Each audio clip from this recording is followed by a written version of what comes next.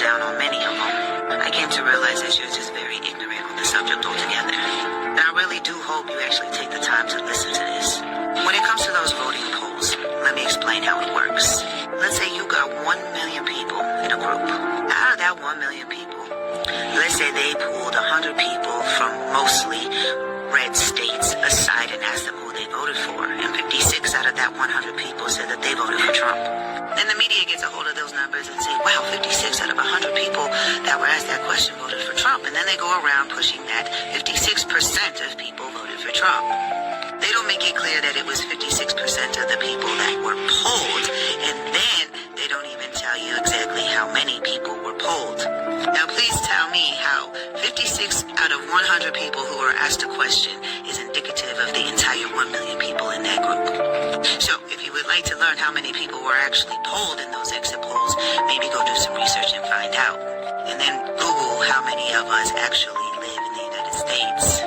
And then find out how many of us are actually eligible to vote.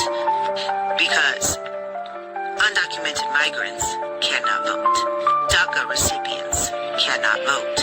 Green card holders cannot vote. Visa holders cannot vote. Asylum seekers cannot vote. And who's going to be most affected? All of those people I just named. You made the statement that Hispanics are racist to the black community. First of all, those brown Hispanics, those brown Latinos are actually indigenous people to these lands. They are Native American.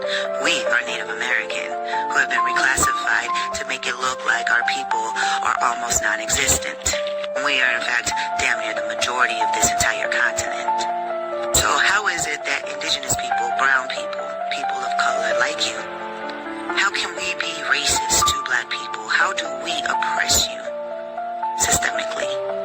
What system did we create that oppressed black people? Oh, wait, that's right. We didn't and we don't. So no marginalized community of color can be racist because that same system that oppresses you oppresses my people and always has. Now, you also can't go around preaching about not generalizing the black community when you are generalizing other communities yourself. And just like the quote-unquote Latino community, the black community has Trump supporters too. And just like the black community, who is not a monolith and how not all people believe the same, think the same, or hold the same political ideologies, neither does the Latino community.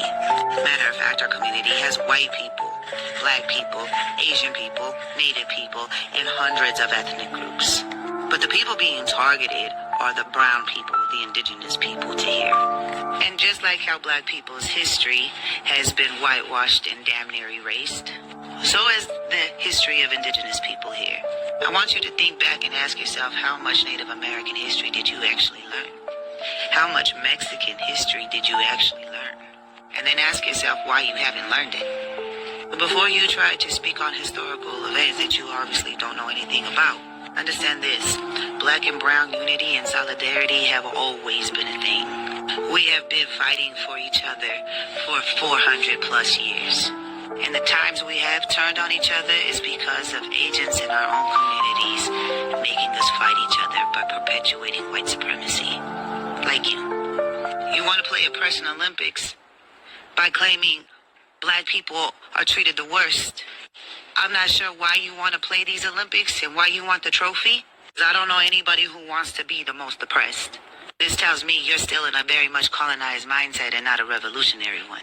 See, every time they were done with us, they then projected all their hate for us onto the black community. When they arrived to these lands in 1492, they started enslaving us right off the bat. They started taking us back to Europe before they even brought Africans over here. They were already genociding us.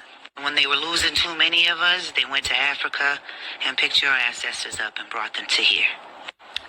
Every time they displace us, every time they remove us from our lands, it aids in our genocide. They need our resources, and they can't have indigenous people standing in their way. Mass deportations are aiding in indigenous people's genocide. And when they're done with us, they won't have a need for you. So who you think is next?